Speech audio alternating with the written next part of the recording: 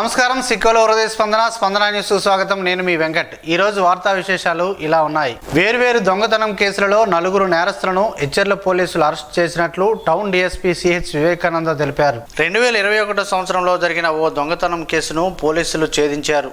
ఎచ్చెర్ల మండలం కేసరవానిపేట జాతీయ రహదారి పక్కన ఆనుకొని తాళం వేసి ఉన్న ఓ ఇంట్లో వేకోజామున సుమారు 4 గంటల సమయంలో అరెస్ట్ అయిన నిందితులు ఫిర్యాదు ఇంటిలోనికి ఐరన్ రాడ్తో పలువురు పగలగొట్టి అక్రమంగా ప్రవేశించి బీరువాను పగలగొట్టి బీరువాలో దాచి ఉంచిన ఒక బంగారం ముక్క, బంగారం చైను, బంగారం ముత్యాలహారం, బంగారం శతమానం, వెండి పల్లెము, వెండి గిన్నె, 2 వెండి కుందులు, పూజ గదిలోని వెండి సామాన్లు కూడా దొంగిలించారు. కేసు దర్యాప్తులో భాగంగా వేలిముద్రల ద్వారా ముద్దాయిలను గుర్తించి ఈరోజు జరజాం ఫ్లైఓవర్ బ్రిడ్జి వద్ద అరెస్టు చేసి వారి వద్ద నుంచి దొంగిలించిన సొత్తును స్వాధీనం చేసుకున్నట్లు డీఎస్పీ తెలిపారు. అలాగే వేర్వేరు కేసుల్లో నిందితులను పోలీసులు ఈరోజు అరెస్టు చేశారు. దొంగతనం కేసుల్లో నేరస్తులను పట్టుకోవడంలో అదనపు SP crime P Srinivasarao, Srikakulam town DSP CH Vivekananda పర్యవేక్షణలో క్రియాశీలకంగా వ్యవహరించిన Etcherla SI V Sandeep Kumar, ASI K Ramesh Dev, head constable G Jagadeeswararao, police constable K Divakar, K Srinivasarao, యూసీహెచ్ గణేష్ను, పోలీస్ సిబ్బందిని జిల్లా ఎస్పీ కెవి మహేశ్వరరెడ్డి ప్రత్యేకంగా అభినందించి ప్రశంసించారు.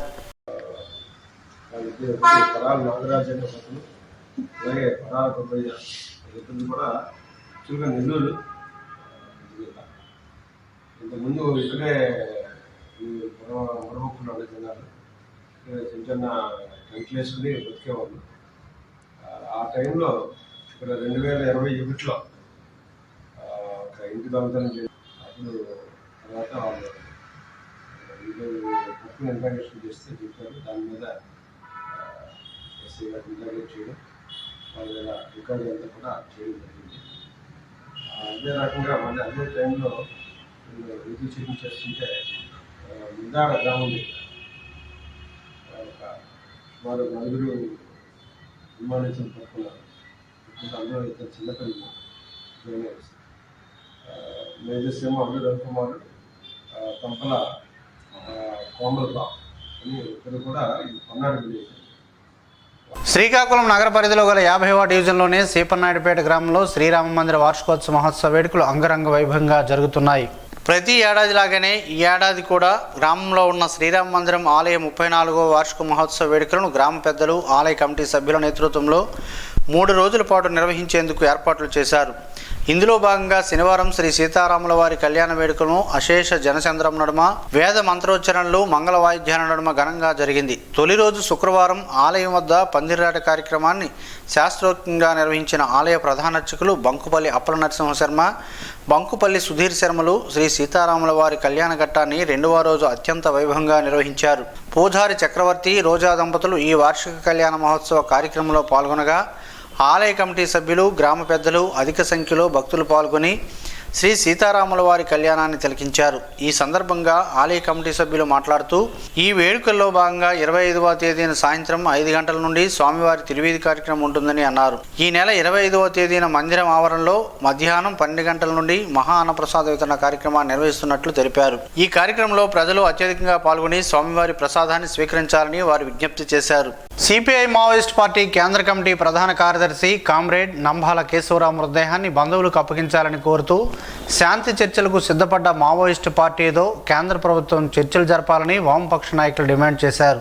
ఈ సందర్భంగా శనివారం స్థానిక ఎన్జీ హోంలో నిర్వహించిన రౌండ్ టేబుల్ సమావేశంలో వామపక్ష నాయకులు మాట్లాడారు. సిపిఐ మావోయిస్ట్ పార్టీ కేంద్ర కమిటీ ప్రధాన కార్యదర్శి నంబాల కేశవరావు ఇంకా అనేక మంది ఆ పార్టీ నాయకులు ఆదివాసీలను బూటకపు ఎదురుకాల్పుల పేరిట మోడీ ప్రభుత్వం హత్య చేసిన చర్యను ఈ సమావేశం ఖండిస్తూ తీర్మానించినట్లు తెలిపారు. కేశవరావుతో సహా మృతుల భౌతికాయాలను వారి బంధువులకు అప్పగించాలని అన్నారు. నారాయణపూర్ మారణకాండతో సహా అడవుల్లో సాగిస్తున్న మారణ హోమంపై సుప్రీంకోర్టు సిట్టింగ్ జడ్జితో న్యాయ విచారణ జరిపించాలని ఈ సమావేశం డిమాండ్ చేస్తుందని తెలిపారు. ఆపరేషన్ కగారును వెంటనే ఉపసంహరించుకోవాలని అన్నారు. ఈ రౌండ్ టేబుల్ సమావేశాల్లో సిపిఐఎంఎల్ రాష్ట్ర అధికార ప్రతినిధులు పి ప్రసాద్, చిట్టిపాటి వెంకటేశ్వర్లు, సిపిఐ జిల్లా కార్యదర్శి చాపర వెంకటరమణ, సిపిఎం జిల్లా కార్యదర్శి దుప్పల గోవిందరావు, సిపిఐఎంఎల్ లిబరేషన్ జిల్లా నాయకులు ఎం రామారావు, సిపిఐఎంఎల్ జనశక్తి జిల్లా నాయకులు గురువయ్య, ప్రగతిశీల మహిళా సంఘం రాష్ట్ర అధ్యక్షులు ఎం లక్ష్మి, పౌర హక్కుల సంఘం జిల్లా నాయకులు పత్రి డానేషు, మానవ హక్కుల వేదిక రాష్ట్ర అధ్యక్షులు కెవి జగన్నాథరావు తదితరులు పాల్గొన్నారు. డీసీఎంఎస్ చైర్మన్గా ఇటీవల ప్రభుత్వం ఎస్ఎంపురం మాజీ సర్పంచ్ చౌదరి అవినాష్ పేరును ప్రకటించిన నేపథ్యంలో పలువురు నాయకులు ఆయనకు అభినందనలు తెలిపారు. AP state civil supply corporation limited outsourcing employees union joint secretary Ganta Suresh, అలాగే డిస్ట్రిక్ట్ సివిల్ సప్లై హమాలీ యూనియన్ అధ్యక్షులు శ్రీమన్నారాయణ, ఎచ్చెర్ల మండల dealer president Bhaskar Rao, TDP senior నాయకులు పోలినాయుడు, జగన్, బొంతలకోడూరు డీలర్ ఈరోజు చౌదరి అవినాష్ను ఆయన క్యాంపు కార్యాలయంలో మర్యాదపూర్వకంగా కలిసి అభినందనలు తెలియజేశారు. ఆయనకు కార్మిక నాయకులు ఘనంగా సన్మానం చేశారు. ఈ కార్యక్రమంలో జడ్పీ మాజీ చైర్పర్సన్ చౌదరి ధనలక్ష్మి కూడా ఉన్నారు. దేశంలో సాంస్కృతిక సహకారం ద్వారా శాంతిని పెంపొందించడానికి తీవ్రంగా కృషి చేసిన గొప్ప అభ్యుదయవాది టిఎస్ సుకుమారన్ అని జిల్లా అధ్యక్షులు ఎంవి మల్లేశ్వరరావు కొనియాడారు. భారత సాంస్కృతిక సహకార స్నేహ సంఘం ఇస్కాప్ జాతీయ కార్యదర్శిగా కొనసాగుతున్న టిఎస్ సుకుమారన్ విశాఖపట్నంలోని తన స్వగృహంలో మంగళవారం మరణించడం పట్ల జిల్లా సమితి తీవ్ర దిగ్భ్రాంతిని వ్యక్తం చేశారు. క్రాంతి భవన్లో శనివారం భారత సాంస్కృతిక సహకార స్నేహ సంఘం ఇస్కాప్ శ్రీకాకుళం సమితి ఏర్పాటు చేసిన సభలో టిఎస్ సుకుమారన్కు నివాళులర్పించారు. ఏఐటియుసి గౌరవ అధ్యక్షులు చిక్కాల గోవిందరావు మాట్లాడుతూ ఆయన ఆశయాలకు అనుగుణంగా ఇస్కాప్ కార్యక్రమాలు చేయాలని తెలిపారు. జిల్లా సమితి గౌరవ అధ్యక్షులు బుడుమూరు శ్రీరామూర్తి మాట్లాడుతూ సుకుమారన్ ఆశయాలు కొనసాగాలని కోరారు. రౌతు శంకర్రావు మాస్టర్, జిల్లా కార్యదర్శి జివి నాగభూషణ్ రావు, చౌదరి సత్యనారాయణ, సున్నపు చిన్నారావు, కె భాస్కర్ రావు, అన్నెపు జోగినాయుడు, సిరిగిరి నవచైతన్య, విజయ్ కుమార్ తదితరులు ఆయన చిత్రపటానికి పూలమాలలు వేసి ఘనంగా నివాళులర్పించారు. అరసవల్లి దరిలో శ్రీరమ్య తిరుమల ఆలయంలో స్వామివారికి ఆలయ ప్రధాన అర్చకులు కరిరంగనాథ వేణుమాధవాచార్యులు శ్రీనివారం ప్రత్యేక పూజలు నిర్వహించారు. వేకోజాము నుంచే స్వామివారికి ప్రత్యేక పూజలు నిర్వహించినట్లు ఆయన తెలిపారు. స్వామివారిని దర్శించుకునేందుకు భక్తులు రాగా వారి నామగోత్రాల పేరిట స్వామివారికి పూజలు నిర్వహించి తీర్థప్రసాదాలను అందజేశారు. మధ్యాహ్నం ఆలయ ప్రాంగణంలో అన్నప్రసాద వితరణ కార్యక్రమాన్ని నిర్వహించారు. ఈ సందర్భంగా ఆలయ ప్రధాన అర్చకులు మాట్లాడుతూ ప్రతి నెలలో ఒకరోజు ఆలయ ప్రాంగణంలో అన్నప్రసాద వితరణ కార్యక్రమాన్ని నిర్వహిస్తున్నట్లు, అందులో భాగంగా ఈరోజు అన్నప్రసాద వితరణ కార్యక్రమాన్ని నిర్వహించినట్లు తెలిపారు. పెద్ద ఎత్తున భక్తులు పాల్గొని స్వామివారి అన్నప్రసాదాన్ని స్వీకరించడం ఆనందంగా ఉందని అన్నారు. జిల్లా కేంద్రంలోని ఆర్టీసీ కాంప్లెక్స్లో మౌలిక సదుపాయాలు మరింత మెరుగుపరచాలని జిల్లా కలెక్టర్ స్వప్నల్ దినకర్ పొన్కర్ ఆర్టీసీ అధికారులను ఆదేశించారు. శనివారం ఆర్టీసీ కాంప్లెక్స్ను ఆయన ఆకస్మికంగా సందర్శించారు. ఈ సందర్భంగా ఆయన కాంప్లెక్స్లో మరుగుదొడ్లు, తాగునీరు, పరిసరాల పరిశుభ్రత తదితర అంశాలను పరిశీలించి ఆర్టీసీ అధికారులకు పలు సూచనలు జారీ చేశారు. ప్రయాణికుల సౌకర్యార్థం మరికొన్ని చోట్ల తాగునీటి సదుపాయాన్ని కల్పించాలని ఆదేశించారు. ఆర్టీసీ బస్సులు ప్రయాణికులకు బస్సుల సమయాలను తెలియజేసే సమాచార పట్టికలను పరిశీలించారు. ప్రయాణికులతో బస్ స్టేషన్లో గల సౌకర్యాల గురించి అడిగి తెలుసుకున్నారు. అనంతరం ఆర్టీసీ అధికారులతో జిల్లా కలెక్టర్ సమావేశం నిర్వహించి పలు సూచనలు చేశారు. జిల్లా ప్రజా రవాణా అధికారి ఆకాశపు విజయ్ కుమార్, 1-2వ డిపో మేనేజర్లు అమరసింహుడు, శర్మ, సూపర్వైజర్లు, యూనియన్ ప్రతినిధులు పాల్గొన్నారు. సుప్రసిద్ధ శివశ్రీ నృత్య కళానికేతన్ వ్యవస్థాపకులు, విఖ్యాత నాట్య గురువు రఘుపాత్రుని శ్రీకాంత్ మాస్టర్ తన శిష్య బృందంతో ఆంధ్రప్రదేశ్ ప్రభుత్వం తరపున విదేశాలలో పర్యటించి భారతీయ సంస్కృతి వైభవాలను చాటి చెప్పనున్నారు. ఆయనకు ఈ సువర్ణ అవకాశం దక్కడంపై పలు కళా సంస్థల ప్రతినిధులు, శ్రీకాకుళం ఫిల్మ్ క్లబ్ సభ్యులు, శంభు మహంతి సాహిత్య పీఠం నిర్వాహకులు ఆనందం వ్యక్తం చేస్తూ శుభాకాంక్షలు అందజేశారు. శ్రీకాంత్ బృందం విదేశీ పర్యటన విజయవంతం కావాలని ఆకాంక్షించారు. పర్యటనలో భాగంగా టోక్యో, కాన్సై, ఒసాకా అనే ప్రాంతాలలో మన రాష్ట్ర సాంప్రదాయ నృత్య రీతి అయిన సుప్రసిద్ధ కూచిపూడి ప్రదర్శన ఇవ్వనున్నారు. బృందంలో సభ్యులుగా రామకౌండన్య, నేహ, వర్షిత, నేహా థామస్, లలిత, చాందిని తదితరులు పాల్గొంటున్నారు.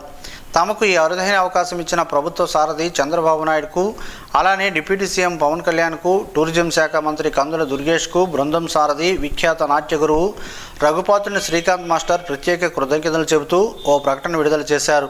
భారతీయ కళలకు, సంస్కృతికి మన రాష్ట్ర ప్రభుత్వం ఇస్తున్న గుర్తింపు, కల్పిస్తున్న విశేష ఆదరణతో తామంతా ఎంతో ఆనందిస్తున్నామని అన్నారు. బూర్జి మండలంలోని ఓవిపేట మోడల్ స్కూల్ విద్యార్థి బుడుమూరు ఉదయ్ కిరణ్కు 10వ తరగతి పరీక్షలలో 600 మార్కులకు 593 మార్కులు సాధించినందుకు గాను షైనింగ్ స్టార్ అవార్డును ఇటీవల రాష్ట్ర ప్రభుత్వం అందజేసింది.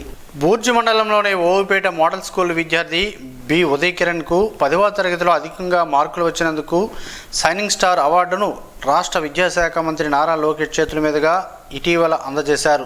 ఈ సందర్భంగా ఈ అవార్డును విద్యాశాఖ మంత్రి నారా లోకేష్ చేతుల మీదుగా అమరావతిలో విద్యార్థి అవార్డును ఇటీవల అందుకున్నారు. ఈ అవార్డు అందుకోవడంపై తల్లిదండ్రులు, గ్రామస్తులు, Ovipeta model school principal P Srinivasarao, ఉపాధ్యాయులు హర్షం వ్యక్తం చేస్తూ విద్యార్థికి అభినందనలు తెలియజేస్తూ మరింతగా ఉన్నతంగా రాణించాలని దీవించారు. నగరంలోనే పలు ఐవీఎఫ్ కేంద్రాలను శుక్రవారం డిప్యూటీ డిఎంహెచ్ఓ మేరీ కేథరిన్ తనిఖీ చేసి పలు సూచనలు చేశారు. శ్రీకాకుళంలోని Rejoice fertility hospital, A1 hospital, Gems hospital, ART level 2 IVF centre ఆసుపత్రులను ఆమె పరిశీలించారు. ఈ సందర్భంగా ఆసుపత్రిలో నమోదవుతున్న ఐవీఎఫ్కు సంబంధించిన రికార్డులను ఆమె పరిశీలించారు. పర్యటనలో deputy DEMO Venkateswara Rao, health education Vijayalakshmi ఉన్నారు. పట్టణాల్లో పేదలకు సొంతింటి కలను నెరవేర్చేందుకు ప్రభుత్వం దృఢ సంకల్పంతో ముందుకెళ్తుందని జిల్లా కలెక్టర్ స్వప్న దినకర్ పుణ్కర్ అన్నారు. ప్రధానమంత్రి ఆవాస్ యోజన కింద మంజూరైన ఇళ్ల నిర్మాణాన్ని వేగవంతం చేయాలని శుక్రవారం సాయంత్రం జిల్లా పరిషత్ సమావేశ మందిరంలో వార్డు సచివాలయ సిబ్బందితో నిర్వహించిన సమీక్షా సమావేశంలో ఆయన ఆదేశాలు జారీ చేశారు. ఇళ్ల నిర్మాణ పనుల్లో ఏ దశలోనూ ఆలస్యం జరగకూడదని, లబ్ధిదారుల ఇంటి కల త్వరగా సాకారం కావాలంటే అధికారులు సమన్వయంతో పనిచేయాలని స్పష్టం చేశారు. ఇప్పటికే నిర్మాణ దశలో ఉన్న ఇళ్లను త్వరితగతిన పూర్తి చేసి లబ్ధిదారులకు అప్పగించేలా చర్యలు తీసుకోవాలని అన్నారు. ఈ సందర్భంగా ఆయన మాట్లాడుతూ అర్బన్ హౌసింగ్ పథకాల కింద ఎస్సీ, బీసీ, ఎస్టీ వర్గాలకు అదనంగా ప్రభుత్వం నిధులు మంజూరు చేస్తుందని అన్నారు. ఈ నిధులు ఇంటి నిర్మాణానికి ఊతమివ్వడంతో పాటు వారికి జీవితాంతం భద్రతను కల్పిస్తాయని వివరించారు. పథకాలు భౌతికంగా వాస్తవ రూపం దాల్చాలంటే ప్రతి స్థాయిలో బాధ్యతాయుతంగా వ్యవహరించాల్సిన అవసరం ఉందని కలెక్టర్ సూచించారు. హౌసింగ్ కాలనీలో రోడ్లు, మౌలిక సదుపాయాలు వంటి అంశాలపై కూడా ప్రత్యేక దృష్టి సారించాలని సూచించారు. ప్రతి ఇంటిని మ్యాపింగ్ చేయాలని, గృహ నిర్మాణ ప్రగతిని భౌతికంగా చూపించాలని ఆదేశించారు. ఈ సమావేశంలో municipal commissioner Prasadarao, housing PD Nagesh, ward సచివాలయ సిబ్బంది, మున్సిపల్ అధికారులు పాల్గొన్నారు. సోంపుతో పలు ఆరోగ్య ప్రయోజనాలు ఉన్నాయని పలువురు ఆరోగ్య నిపుణులు చెబుతున్నారు. ఆ వివరాలేంటో ఈ రోజు ప్రసారమయ్యే ఆరోగ్యమే మహాభాగ్యంలో తెలుసుకుందాం.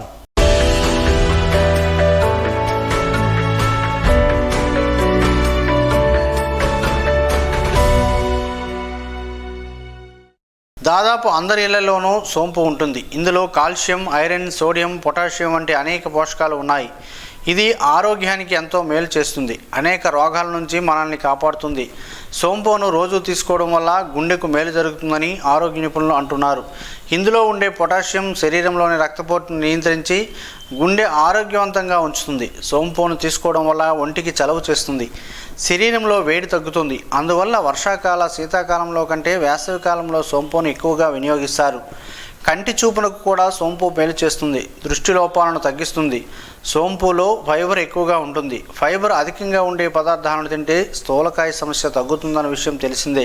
ఆరోగ్య నిపుణుల అభిప్రాయం ప్రకారం రోజు ఖాళీ కడుపుతో సోంపు తినడం వల్ల రక్తంలో ఉన్న మలినాలు తొలగిపోతాయి. దీనివల్ల చర్మం కూడా మెరుగుపరుస్తుంది. ఉదర సంబంధం సమస్యలను తగ్గిస్తుంది. ఎవరైనా నోటి దుర్వాసనతో ఇబ్బంది పడుతున్నట్లయితే సోంపు తినాలి. అది మౌత్ ఫ్రెషనర్గా పనిచేస్తుంది. శరీరంలో రోగనిరోధక శక్తిని పెంచి అనేక రోగాలను దూరం చేస్తుంది. మతిమరుపు సమస్య ఉంటే బాదం, సోంపు చక్కెరను సమాన పరిమాణంలో తీసుకుని పొడి చేసుకోవాలి. భోజనం తర్వాత 1 టీ స్పూన్ తినాలి. ఇలా చేస్తే జ్ఞాపక శక్తి పెరుగుతుంది. వీటిని అమలు చేసే ముందు సంబంధిత నిపుణులను సంప్రదించడం శ్రేయస్కరమైన విషయాన్ని ప్రేక్షకులు గమనించగలరు.